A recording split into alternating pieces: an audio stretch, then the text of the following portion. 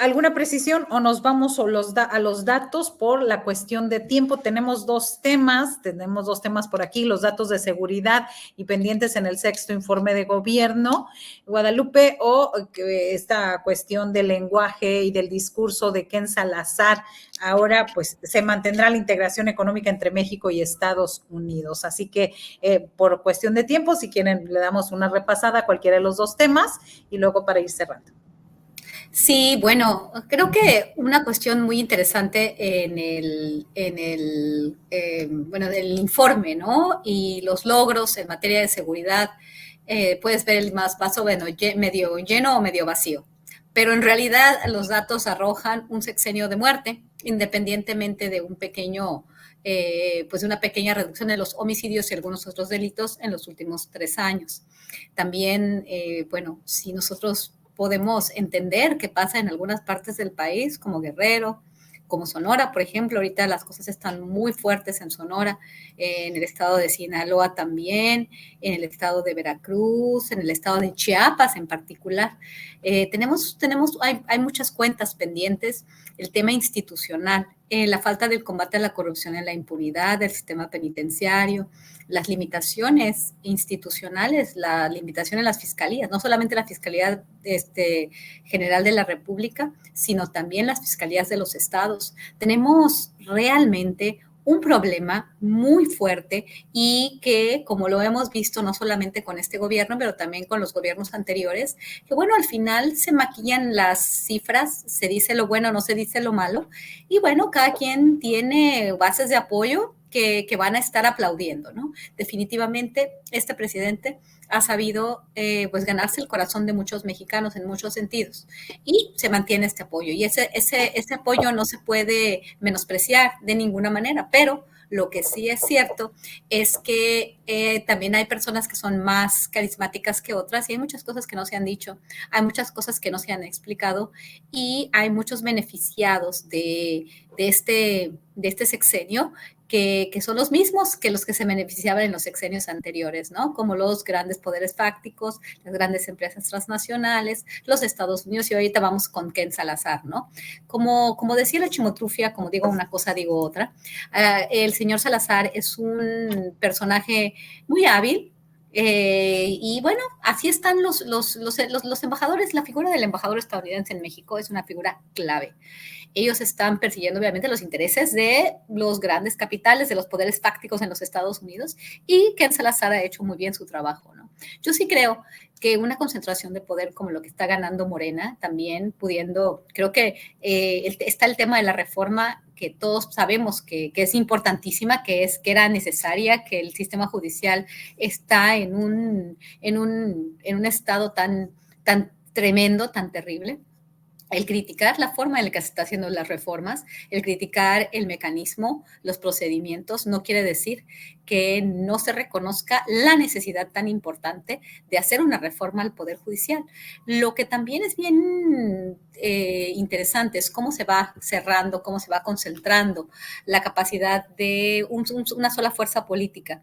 Y bueno, lo que quiere el pueblo es que se concentre, perfecto. Lo que quiso el pueblo, lo que ha querido el pueblo en otros países, en el caso del justicialismo en Argentina, en su momento, del chavismo en Venezuela, para no usar necesariamente las mismas, los grupos conservadores, como dice el presidente.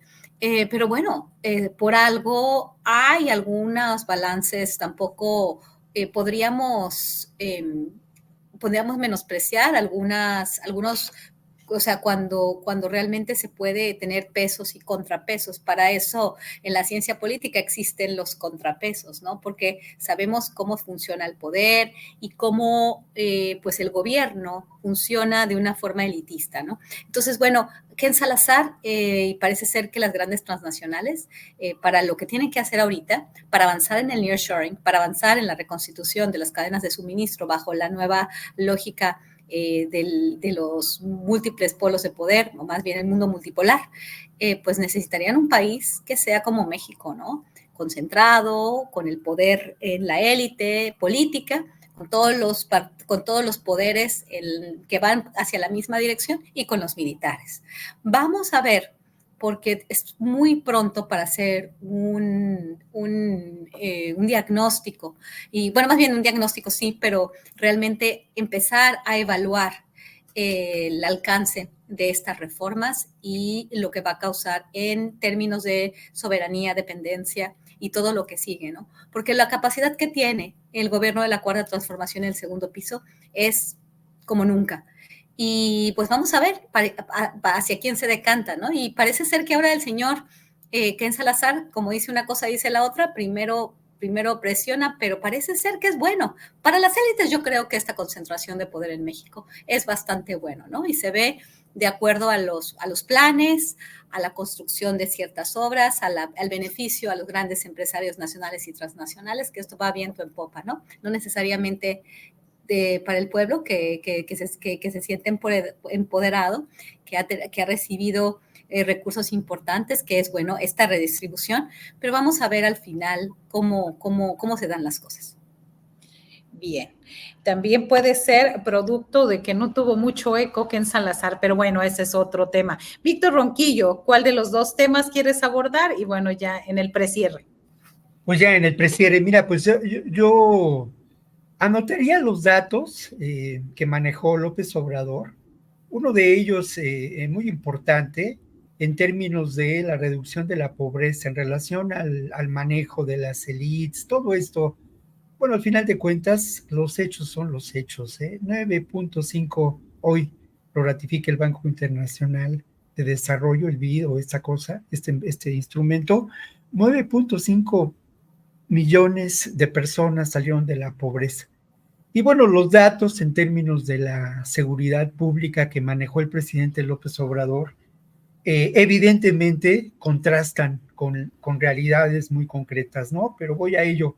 Él habló de una reducción de delitos federales de 24.8% y una reducción de homicidios de 18%.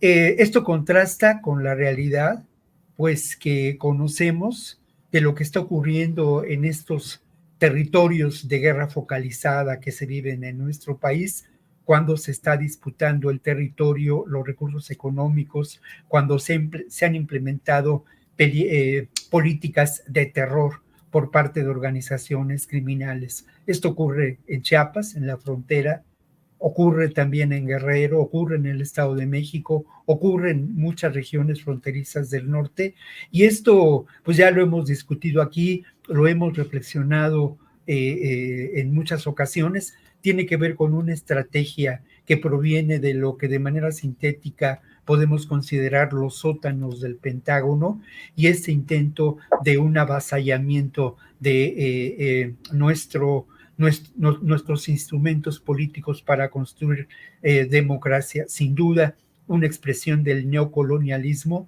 que beneficia a estos grupos y en donde se instrumentan las acciones del crimen organizado y de grupos que por su armamento y su organización podemos considerar paramilitares. Entonces, sí, evidentemente contrastan estos datos con esta realidad, pero hay algo más y que también es parte de eso, de una realidad contrastante, de un proceso político, en fin, por fortuna las cosas en la realidad no se resuelven vía un guión cinematográfico o vía la ficción de un novelista. Aquí hay contradicciones, aquí hay elementos distintos que desde mi punto de vista, y soy un apasionado de ello, pues permiten una interpretación y una lectura de la realidad diversa y múltiple. Pues resulta que el INEGI, al hablar de la percepción de la seguridad, da datos que contrastan mucho con esto que he mencionado, porque habla de que ha habido un incremento del 135% en términos de esa percepción de la seguridad de manera positiva. Es muy importante, ¿no? Es muy importante, pero nos deja ver cómo quizá lo que está pasando en el país, y así es la primera lectura que yo haya sobre ello, pues es diferente, ¿no? No es lo mismo cómo se vive el tema de la inseguridad en una región privilegiada como es la Benito Juárez, donde yo vivo, a cómo se vive en frontera con Malapa, ¿no? o como se vive en la frontera chica de Tamaulipas, que tú conoces bien. Entonces creo que es esto, lo que sin duda es muy importante, es que ojalá que quienes se van a encargar de la estrategia, de conformar la estrategia de seguridad que veremos en el próximo sexenio y que seguramente será una continuación de lo que hemos visto, tomen en cuenta esta realidad y tomen en cuenta algo que es muy importante y de enorme relevancia y que ya lo señalaba, ¿no? La necesidad de estos mecanismos de justicia transicional para terminar con un terrible cáncer que es esta vinculación entre el poder criminal y el poder político. Este terrible cáncer que ha dado lugar a verdaderos imperios criminales en diferentes regiones de nuestro país, por ejemplo, Tamaulipas. Todo un tema que habría que hacer un programa especial de los tres nada más para hablar de esto. Ricardo Ravel. Sí, mira, a mí me sorprendió bastante el informe, sobre todo porque pues el presidente en esta parte de la seguridad, del problema gravísimo que pues enfrentamos en el país, no desde este sexenio, sino desde muchos años atrás, pues nos pintó un país casi paradisiaco, ¿no? Es decir, todo está bien, se han disminuido los delitos, según él, pero bueno, coincido con lo que plantea Víctor. Una cosa es el informe y otra cosa es la realidad. Es decir, si eso se lo preguntamos a los desplazados en Chiapas, que se han ido a Guatemala huyendo de la violencia, pues obviamente ellos opinarán diferente. De tal manera que a mí me parece que el presidente no tuvo autocrítica en esta parte, la tuvo en otros momentos, cuando reconoció que era un pendiente el tema de la seguridad, y también llegó a decir en alguna de sus mañaneras que si el gobierno no resolvía el problema de la inseguridad y la violencia, pues no podía haber cuarta transformación. Su palabra suya. Y yo creo que él hereda un gravísimo problema de violencia, de grupos criminales impunes, porque pues su política se ha basado en abrazos no balazos, y no en el descabezamiento de grupos criminales. Hay una Guardia Nacional que ha sido ineficaz, no obstante el número de militares que están patrullando las distintas rutas del país, pero sí nos deja esta enorme deuda, y le deja esta enorme deuda a Claudia Sheinbaum, que yo creo que si bien habrá cosas que deben continuar, como los programas sociales y el apoyo directo a la gente, pero se tiene que hacer un replanteamiento también de la política de seguridad, porque pues no todo esto ha sido exitoso.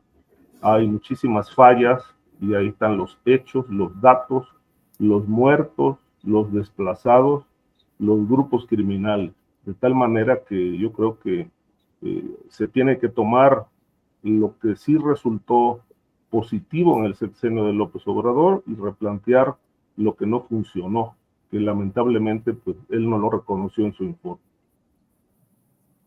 Así es. Bueno, pues ahí está